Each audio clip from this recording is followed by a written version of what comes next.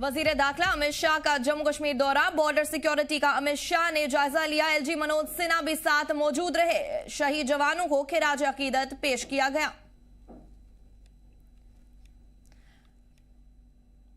बड़ी खबर से आपको आगाह करें नाजरीन, वजीर दाखिला अमित शाह का जम्मू कश्मीर दौरा, बॉर्डर सिक्योरिटी का अमित शाह ने जायजा लिया। एलजी मनोज सिन्हा भी साथ मौजूद रहे। वहीं पे आपको यह भी बता दें कि शहीद जवानों को खिराज अकीदत पेश किया गया।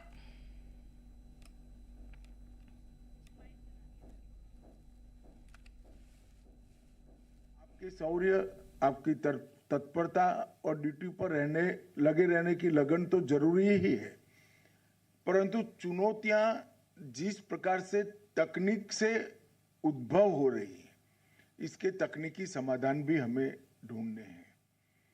बीएसएफ के 60 वर्षों की गौरवमयी यात्रा के 61वें स्थापना दिन पर जब मैं कार्यक्रम में गया था, तब मैंने कहा है कि बीएसएफ का 61वां वर्ष बीएसएफ के मॉडर्नाइजेशन और बीएसएफ के जवान और उनके परिवारजनों के कल्याण का वर्ष बनाया जाएगा। गृह मंत्रालय में एक टीम ये दोनों चीजों पर काम कर रही है। बीएसएफ के जवान के कल्याण के लिए भी हम एक विशिष्ट योजना लेकर आएंगे और पूरी बॉर्डर सिक्योरिटी का जो काम है उसको तकनीक के आधार पर मॉडर्नाइज कर आपकी सहायता कैसे की जा सके, इसके लिए भी भारत सरकार बहुत बड़ी राशि खर्च करने वाली है। मैं ऐसा करता हूं कि बॉर्डर इंफ्रास्ट्रक्चर और प्रयुक्त उपकरण आपको ड्यूटी निभाने में बहुत मददरूप होंगे और आपकी ड्यूटी का अच्छे तरीके से निर्वहन कर पाए, इसके लिए आपकी कठिनाइयों को भी कुछ हद तक वो कम करेंगे। वहीं पे इस बीच आपको बता दें, वजीर दाखिला अमित शाह का जम्मू कश्मीर दौरा, बॉर्डर सिक्योरिटी का अमित शाह ने जायजा लिया। एलजी मनोज सिन्हा भी साथ मौजूद रहे। शहीद जवानों को खिराज अकीदत पेश किया गया।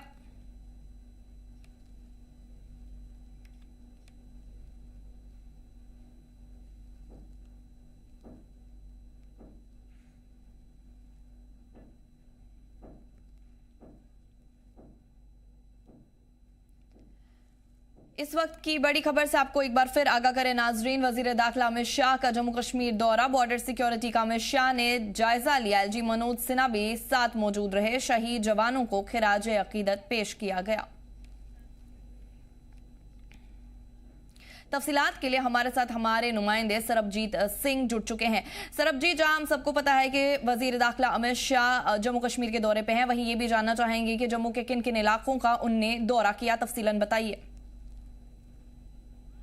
जी बिल्कुल, आज सुबह जिस तरह से तय कार्यक्रम के तहत ही केंद्रीय गृह मंत्री अमित शाह जिला कठुआ में पहुंचे। जिला कठुआ में सीमावर्ती इलाकों का दौरा किया और खास तौर पर जो भारत पाक अंतर्राष्ट्रीय सीमा से सटे हुए जो इलाके हैं, बीओपी गुरनाम और बीओपी बबिया में वो गए और जवानों के साथ इंटरेक्शन वहां पर की गई। इसके साथ साथ किस तरह से बीएसएफ को आधुनिकीकरण किया जाए, उनके पास हाईटेक जो गैजेट्स हैं उनको लाया जाए, इसको लेकर उन्होंने अधिकारियों के साथ बातचीत वहां पर की है। और जिस तरह से हाल फिलहाल में जम्मू प्रांत में लगातार आतंकवादी विरोधी अभियान जो है वो सुरक्षा बलों की ओर से चलाया जा रहा है और किसी तरह से हीरानगर सेक्टर में जो कि अक्सर सुर्खियों में रहता है घुसपैठ को लेकर, तो घुसपैठ की आशंका को पूरी तरह से विफल करने के लिए इस इलाके में लगातार इस तरह के ऑपरेशन जो है वो चलाए जा रहे हैं और उसी के तहत केंद्रीय गृह मंत्री यहाँ पर पहुंचे हैं और अधिकारियों के साथ बातचीत की है।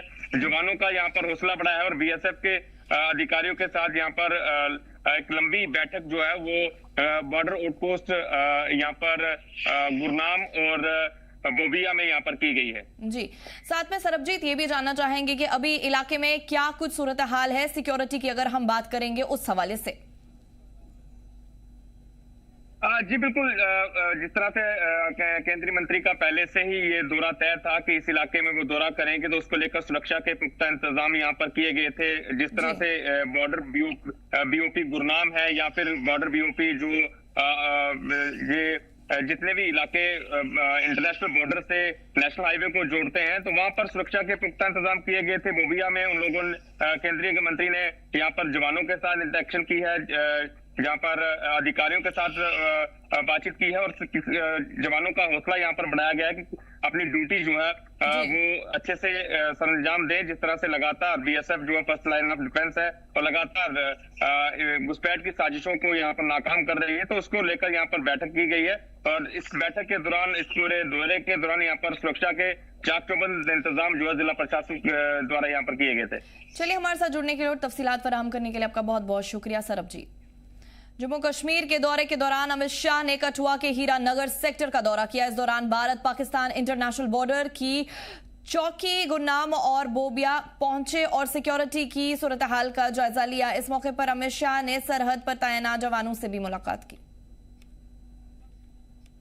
केंद्रीय गृह मंत्री अमित शाह जम्मू कश्मीर के दौरे पर हैं और आज कठुआ जिला के हीरानगर सेक्टर में पहुंचे हैं। हीरानगर सेक्टर में भारत पाकिस्तान अंतर्राष्ट्रीय सीमा से सटे बीओपी गुरनाम और बोबिया में उनका दौरा है और थोड़ी देर पहले ही अमित शाह जो है वो बीओपी गुरनाम में पहुंचे हैं। कड़ी सुरक्षा के बीच उनका काफिला जो है थोड़ी देर पहले ही बीओपी गुरनाम पहुंचा है। और आपको बता दें कि ये अहम दौरा माना जा रहा है जम्मू कश्मीर का, और उस दौरे के दौरान वो कठुआ जिला के हीरानगर सेक्टर में अंतर्राष्ट्रीय सीमा से सटे इलाकों में यहाँ पर दौरा कर रहे हैं। और आपको बता दें कि जिस तरह से जम्मू प्रांत में लगातार आतंक विरोधी अभियान जो है वो सुरक्षा बलों की ओर से चलाया जा रहा है। बिलावर इलाके की अगर बात की जाए तो वहां पर भी एक आतंकी को मौत के घाट उतारा गया था। उधमपुर जिला में भी 2 आतंकियों को मौत के घाट उतारा था। इसके साथ साथ किश्तवाड़ इलाके में लगातार इस तरह के ऑपरेशन जो है चलाए जा रहे हैं। उनके इस दौरे के बाद ये माना जाए कि आतंकवादी विरोधी अभियान जो है तेजी लाई जाएगी। वहीं घुसपैठ की आशंका को पूरी तरह से विफल करने के लिए ये एक अहम दौरा जो है केंद्रीय गृह मंत्री अमित शाह का हीरानगर सेक्टर में माना जा रहा है। और अपने इस दौरे के दौरान वो बीएसएफ के अधिकारियों के साथ बातचीत करेंगे, इसके साथ साथ जवानों के साथ भी इंटरेक्ट करेंगे। और पूरे इलाके की अगर बात की जाए तो कड़ी सुरक्षा के बीच केंद्रीय गृह मंत्री अमित शाह का जम्मू कश्मीर के कठुआ का दौरा लगातार जारी है। कठुआ से सरबजीत सिंह, जी जम्मू कश्मीर लद्दाख के लिए। मरकजी हुकूमत ने हमें इजाफी फंड दिया, सीएम का कहना। डिजास्टर इफेक्टेड लोगों के लिए और फंड की उम्मीद, सीएम ने कहा। SESCI के तहत 50 साल के लिए इंटरेस्ट फ्री लोन, सीएम ने कहा। बुनियादी ढांचे की तामीर में बेहतरी आएगी, सीएम का कहना। SESCI का फायदा उठाएगी हमारी हुकूमत, सीएम ने कहा।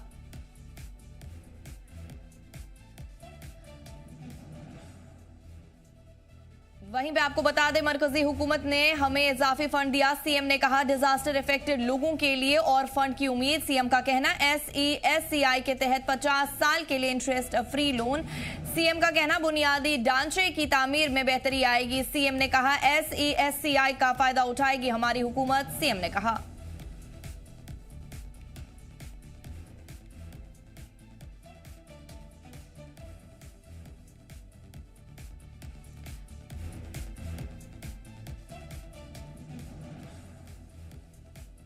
वहीं इस बीच आपको बता दें, मरकजी हुकूमत ने हमें इजाफी फंड दिया, सीएम ने कहा। डिजास्टर इफेक्टेड लोगों के लिए और फंड की उम्मीद, सीएम का कहना। SESCI के तहत 50 साल के लिए इंटरेस्ट फ्री लोन, सीएम का कहना। Provides us 50-year interest-free loans for undertaking capital investments and infrastructure projects. It has emerged as a transformative fiscal instrument as it emphasizes on substantive reforms in several key sectors by providing financial incentives for such reforms. My government has proactively leveraged this new opportunity. Under the untied allocation, 1,431 crores, we are accelerating execution of capital projects, including the hydroelectric power projects. Our capital works are aimed at strengthening infrastructure across critical sectors. Recognizing the progress achieved and the effective utilization of funds by Jammu and Kashmir, the central government approved an additional allocation of 1,431 crores under the untied component. Building resilience Preparedness and reducing disaster risk is now a critical priority under SASCI. After the devastating floods in the Jammu region, we ensured a detailed visit of the interministerial team and coordinated their inspections. My government submitted detailed reports and proactively pursued financial assistance with the central government, which has now approved further allocation of 1,431 crores for disaster mitigation and restoration works. We will utilize these SASCI funds for the creation of protective and preventive infrastructure and for strengthening preparedness. मछली पैदावार में इजाफा किया जाएगा, CM ने कहा। ज़राए बागबानी सेक्टर को बढ़ावा दिया जाएगा, सीएम ने कहा। खाद प्रोडक्शन में जबरदस्त इजाफा हुआ है, सीएम का कहना। किसानों को फसल बीमा में फायदा मिल रहा है, सीएम ने कहा। मधुमक्खी पालन में इजाफा हुआ है, सीएम ने कहा। एग्रीकल्चर प्रोडक्शन में भी इजाफा हुआ है, सीएम का कहना। 800 नए कॉमर्शियल पोल्ट्री फार्म यूनिट्स खोले गए, सीएम का कहना। जम्मू कश्मीर में 7 और मिल्क प्लांट लगाए जाएंगे, सीएम। किसानों की आमदनी बढ़ाने पर जोर, सीएम का कहना। किसान साथी आप पर 1 साल में 1 लाख किसान आए, CM.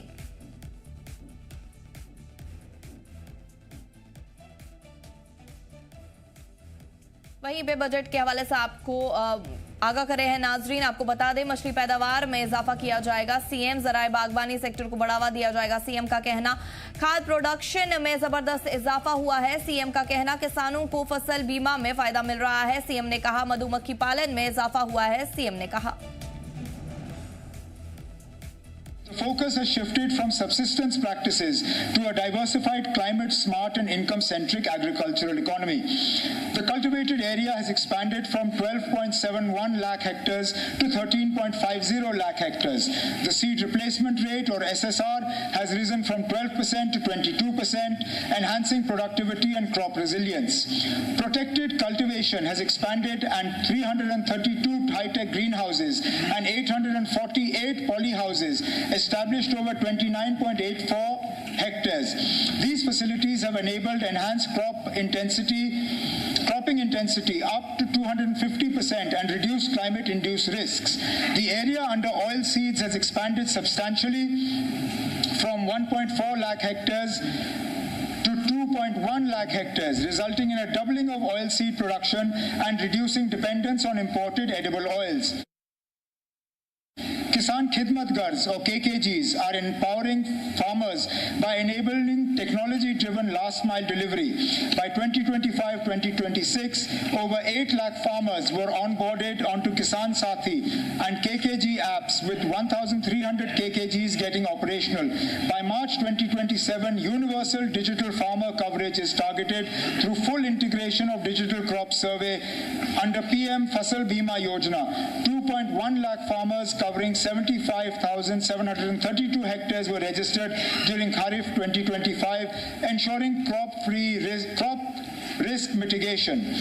Under Command Area Development and Modernization of Command Area Development, irrigation potential of 4.53 lakh hectares has been created by December 25, and further 16,207 hectare potential is proposed for 26-27. Mushroom cultivation has emerged as a high-return allied enterprise, with production increasing by 31% from 2,100 metric tons to 2,742 metric tons over the past 3 years through establishment of 227 mushroom units and distribution of 1.18 lakh compost bags.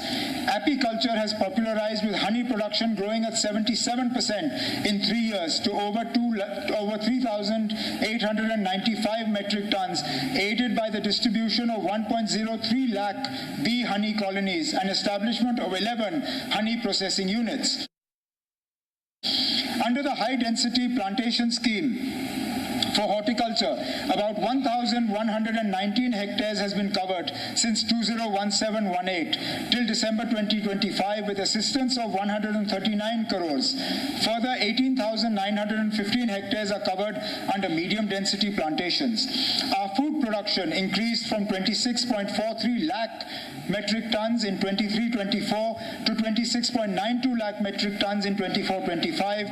We aim to reach 29.72 lakh metric metric tons production by 29-30. Further, 1,455 hectares shall be covered during 2026-27 under the medium and high density plantation. A mega fruit nursery is commissioned at RS Pura, Jammu with capacity of 5 lakh quality saplings of subtropical fruits. 2 elite nurseries or plant establishment quarantines are being developed at Marta in Udhampur and 11 in Anantnag for providing high quality planting material. During the year 26-27, public and private sector nurseries aim to produce 8 lakh planting material and 17.84 lakh rootstock fruit plants. Further, 6 hectares of mother orchards, 15 hectares of rootstock banks and 40 hectares of plant propagation units will be established during 26-27, further strengthening conservation efforts. I am proposing setting up 7 milk processing plants of 1 lakh litre. 7 milk processing plants of 1 lakh litre per day capacity in Jammu and Kashmir, costing approximately 770 crores, funded through UT Capex and Government of India schemes. This scheme is going to benefit 11 lakh dairy farmers. My target is to take J&K in milk processing from the current 4% to 25% in the next few years. We are proposing a top-up subsidy of 15% under the Integrated Dairy Development Scheme for PMFME beneficiaries establishing milk processing. The formation of 4,000 new dairy cooperative societies, along with milk FPOs and self-help group clusters, will strengthen grassroots ownership and efficient procurement. To support this ecosystem, 40 bulk milk coolers, 40 testing labs, 200 Milko-Chill units, and 50 Insta-Chillers will be deployed. For transforming the dairy ecosystem, we will be expanding milk processing from 5% to 12% for enabling efficient handling of 10 lakh litres per day and enhancing productivity. This will boost organized dairy cooperative turnover from 407 crores to 1,898 crores annually, translating into an additional 300 crore income for 3 lakh farmers each year. With these interventions, annual milk production is projected to increase to 32 lakh metric tons and milk collection and chilling capacity expected to rise to 5.5 lakh litres per day by 26-27. Budgam से MLA आगा मुंतजिर मेहदी ने वजीर दाखिला अमित शाह के नाम एक खत लिखा है। खत में उन्होंने फिलिस्तीन की हिमायत में हिरासत में लिए गए नौजवानों पर दर्ज केसेस को रद्द करने का मुतालबा किया है। आप एक लेटर भी आज दे रहे हैं, क्या है उस लेटर में क्या मेंशन किया गया? देखिए, आपको याद होगा कि लास्ट वीक इंडिया अरब समिट हुआ था, जिसमें गवर्नमेंट ऑफ इंडिया ने रेटिरेट किया कि हम फ़लस्तीनियों को भरपूर सपोर्ट करेंगे, चाहे वो पॉलिटिकल हो, चाहे वो मॉरल हो, चाहे वो डिप्लोमेटिक हो।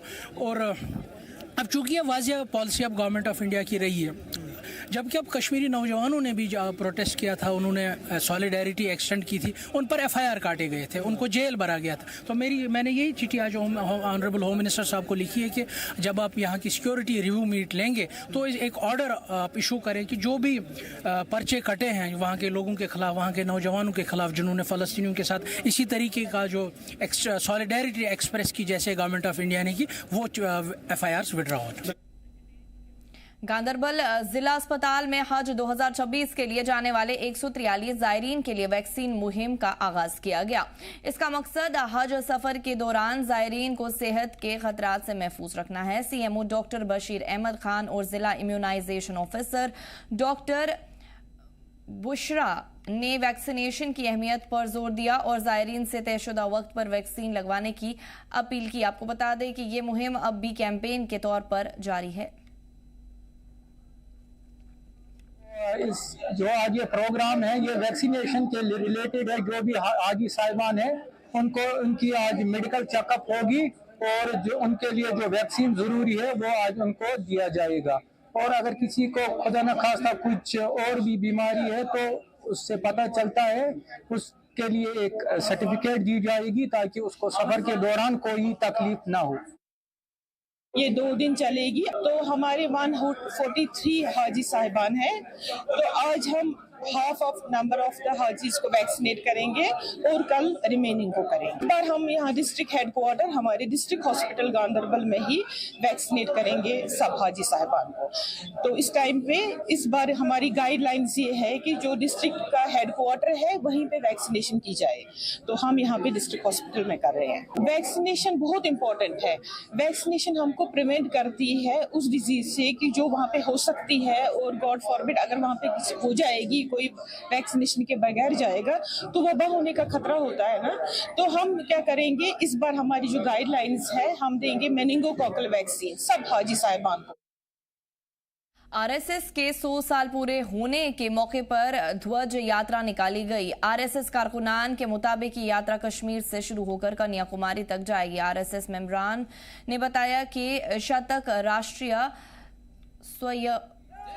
स्वयं सेवक संघ के 100 वर्ष नाम की फीचर फिल्म 19 फरवरी 2026 को पूरे मुल्क में रिलीज होगी। ये फिल्म संघ के 100 साल के सफर, तारीखी उतार चढ़ाव और सामाजिक खिदमात को पेश करती है और पूरे मुल्क के सिनेमाघरों में दिखाई जाएगी। मैं राष्ट्रीय स्वयंसेवक संघ का कार्यकर्ता हूं, स्वयंसेवक।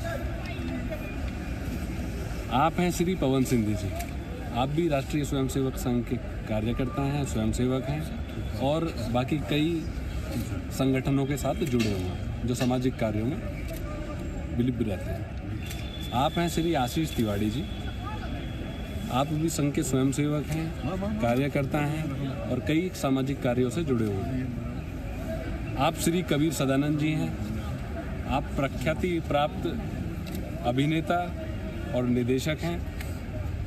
आज का हमारा यहाँ उपस्थित होने का जो अवसर है वो है संघ शताब्दी 100 वर्ष में चल रहा है। संघ 1925 से शुरू हुआ, आज हम 2026 में चल रहे हैं, तो ये वर्ष हमारे लिए शताब्दी वर्ष है। शताब्दी वर्ष पे एक फिल्म बनी है जो इतिहास हमें तोड़ मरोड़ के बताया गया कि संघ कुछ विशेष व्यक्तियों के खिलाफ है, जो एक झूठ है, एक मिथ है। सच्चाई, सच्चा इतिहास समाज के सामने जाना चाहिए।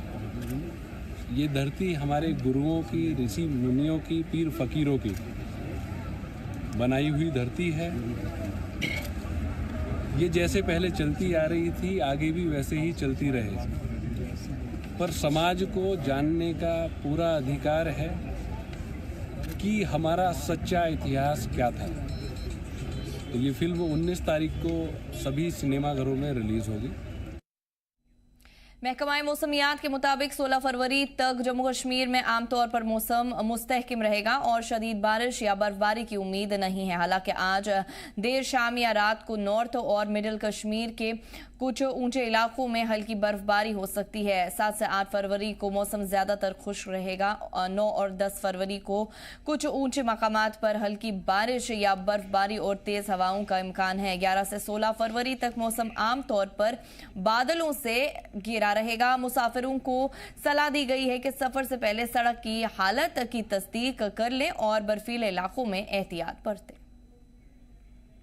वेदर अमूमन ठीक रहा लास्ट कुछ दिनों से, और कमिंग डेज में भी ऐसे कोई मेजर फोकास्ट नहीं है। तो अभी 9, 10 खासकर 11 के बीच में एक लाइट स्पेल के चांस हैं, हल्की बारिशें और पहाड़ी इलाकों में हल्की बर्फबारी। और कल इवनिंग को भी खासकर 6 इवनिंग को एक फीवर WD है, तो लाइट स्नोफॉल कुछ एक पहाड़ी इलाकों में देखा जा सकता है। मैदानी इलाकों में मौसम थोड़ा सा क्लाउडी रहेगा। बाकी सच 15 फरवरी तक फिलहाल कोई मेजर फोकास्ट नहीं है बारिश या बर्फबारी के हवाले से पूरे जम्मू कश्मीर के अंदर। और इस बीच जो है दर्जात में भी जो है इजाफा देखा गया है, मिनिमम टेम्परेचर में भी और मैक्सिमम टेम्परेचर में, और कमिंग डेज में फर्दर इम्प्रूवमेंट के चांसेस हैं। और उसके साथ साथ जो फार्मर्स हैं अभी दवा पाशी का काम, फर्टिलाइजर एप्लीकेशन का, मैनवरिंग का, ये सारी चीज़ें जो है कंटिन्यू रख सकते हैं एक्सेप्ट 10 फरवरी। और इसी तरह जो हाई रिस्क के अंदर लोग रहते हैं, एवलांच के अभी भी जो है खतरात हैं, तो बिल्कुल एहतियात करने की ज़रूरत है। खासकर जो एवलांच प्रोन एरियाज हैं या स्लोपी एरियाज हैं, वहाँ पे अननेसेसरीली वेंचर आउट ना करें। और उसके बगैर जो ट्रेवलर्स हैं, जनरल पब्लिक हैं, टूरिस्ट हैं, ट्रेवलर्स हैं, वो अपना जो सफ़र है उसको ट्रैफिक एडवाइजरी के हिसाब से जो है शेड्यूल करें और ट्रैवल करने से पहले हाईवे स्टेटस, रोड स्टेटस जरूर जाए। हाई वेदर जनरली रहेगा, तो बीच में एक फीवर WD अभी 10 के आसपास, 6 के आसपास भी है, तो 9-10 के आसपास थोड़ा मैदानी इलाकों में भी बारिशों के चांस हैं, हल्की बारिशें। बाकी ओवरऑल जो 15 तक कोई मेजर रेन या स्नोफॉल का फोकास नहीं है पूरे जम्मू कश्मीर। वादी कश्मीर में मौसम में कुछ सुधार देखने को मिल रहा है, लेकिन शुमाली कश्मीर के गुलमर्ग सब डिवीजन में अब भी शदीद सर्दी की लहर जारी है। गुलमर्ग और इसके आसपास के इलाकों में बड़ी मिकदार में बर्फ मौजूद है, जिसकी वजह से ठंड में इजाफा हो रहा है। गुलमर्ग में दर्जा हरारत -7 डिग्री रिकॉर्ड किया गया है। इलाके के लोग सख्त ठंड महसूस कर रहे हैं और साथ ही पानी की किल्लत का भी सामना कर रहे हैं। माइनस दर्जा हरारत की वजह से पानी की पाइपलाइंस और नहरें जम गई हैं, जिससे पानी की सप्लाई मुतासर हुई है। कश्मीर में अगर लगातार मौसम में बेहतरी आ रही है तो उसी सिलसिले में अगर हम बात करें नॉर्थ कश्मीर बारामूला के मशहूर सब्ज़ा मुकाम गुलमर्ग और इसके इर्द गिर्द के इलाकों में तो लगातार लोग जो है सर्दी महसूस कर रहे हैं। आज रात भी यहाँ पर -7 के करीब जो है दर्ज हरारत पाया गया। तो उस सिलसिले में अगर हम बात करें सुबह नदी नाले वाटर पाइपलाइन वो बिल्कुल जमी हुई नज़र आती है, जिस तरह से लोगों को पीने के पानी के जो है कमी देखने को मिल रही है। और लगातार जो लोग सुबह शाम यहाँ पर सर्दी महसूस कर रहे हैं, इस तरह की सर्दी जो है चलाई कलान में देखने को मिलती है, मगर अब चलाई कलान भी खत्म हो गया है, मगर लगातार गुलमर्ग और इसके आसपास इलाकों में अभी भी कड़ाके की सर्दी लोग महसूस कर रहे हैं। हम आपको दिखाना चाहेंगे किस तरह से यहाँ पर जो है नदी नाले जो है झरने या पाइप्स जो है वाटर पाइपलाइंस का पानी वो बिल्कुल फ्रीज हो जाता है रात को। और काफ़ी ज़रा वो जो लोग हैं यहाँ पर कहीं ना कहीं पानी की मुश्किलात में मुब्तला है, क्योंकि वाटर पाइपलाइंस फ्रीज हो जाती है और कहीं ना कहीं लोग अभी भी काफ़ी ज़्यादा चलाई कलान जैसी सर्दी महसूस कर रहे हैं। अब आने वाले दिनों में मौसम का क्या हाल रहेगा, ये देखने वाली बात होगी। गौहर मलिक, जी मीडिया, गुलमर्ग, कश्मीर। इस बुलेटिन में फिलहाल इतना ही। आप देखते रहिए जी जम्मू कश्मीर लद्दाख।